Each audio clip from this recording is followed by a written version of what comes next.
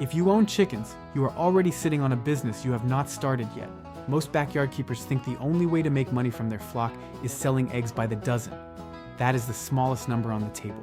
There are 3 other products hiding in your coop right now that can pay 2 to 10 times more than a carton of eggs, and almost nobody in this niche talks about them clearly. By the end of this video, you will know exactly what they are, what they actually sell for in the US right now, and the one legal step most people skip that gets them in trouble. Stick around because the last one is the easiest to start and the one people underprice the most. Before we go further, if you are new here, hit subscribe. This channel breaks down real numbers for backyard farmers. No fluff, no hype, just what works. Let's start with the product sitting under your rooster right now. Fertile hatching eggs. If you have a rooster with your hens, every egg they lay can become one of these. A regular eating egg sells for $3 to $8 a dozen depending on your area. A fertile hatching egg from the exact same hen can sell for $3 to $6 per single egg, not per dozen.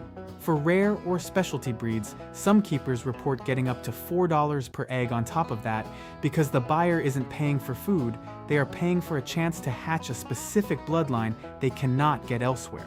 The buyers are not random people. Most of them are other backyard keepers who want to hatch their own flock without buying an incubator full of unknown chicks from a hatchery, and breeders who need fresh genetics because their own roosters are related to their hens. You will find these buyers on local Facebook poultry groups, homestead swap meets, and sometimes eBay if you package the eggs carefully for shipping. The demand for hatching eggs is not seasonal in the way you'd expect either. It spikes hardest in late winter and early spring, right when hens naturally start laying more. If bird flu has been in the news and grocery store eggs get expensive or scarce, demand for hatching eggs jumps even higher. One important detail before you list a single egg. If you are selling locally and not shipping, most states do not require NPIP certification. But you almost always still need your flock tested for pullorum typhoid, often shortened to PT tested. This is a simple blood test, usually done once a year. Skip this step, and you are not just risking a fine. You are risking your reputation as a seller the moment word gets around that you didn't test. The second product is one almost every keeper already owns without realizing it is worth money. Day-old chicks. If you have a rooster and a broody hen or an incubator, you can hatch your own hatching eggs into chicks and sell those instead. For common production breeds, day-old chicks typically sell for $5 to $8 each.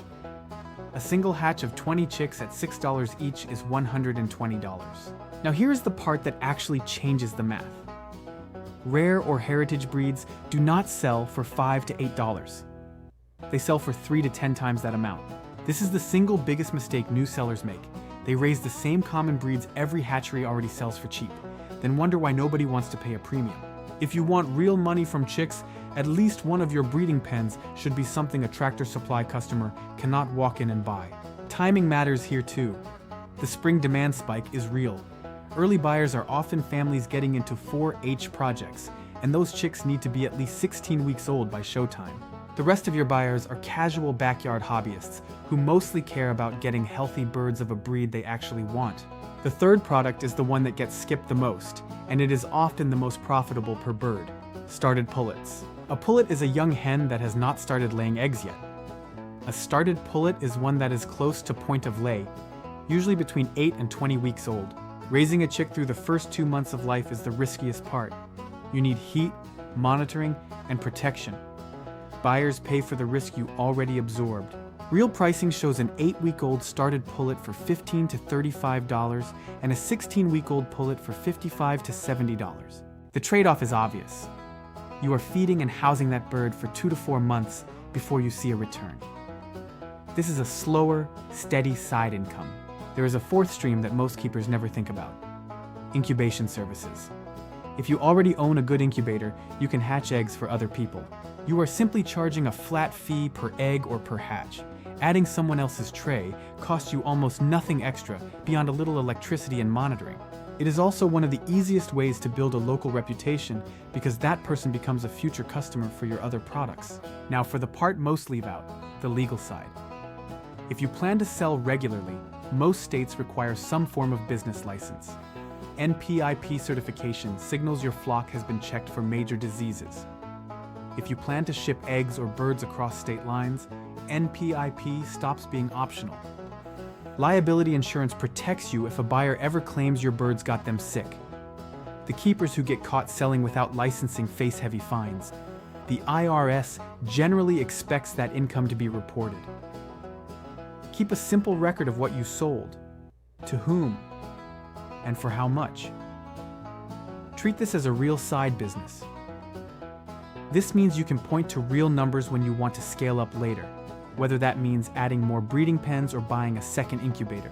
So here is how this actually plays out if you run all three streams together. You keep your egg customers, set aside fertile eggs, hatch extra chicks, and hold back pullets. None of this requires new birds or land, just an incubator. It requires knowing these products exist and doing the boring paperwork that protects you. If this changed how you think about your flock, that is exactly the kind of thing this channel is built around. Real numbers, not hype. Subscribe if you want more of this, and tell me in the comments which of these three you are going to try first. I will see you in the next one.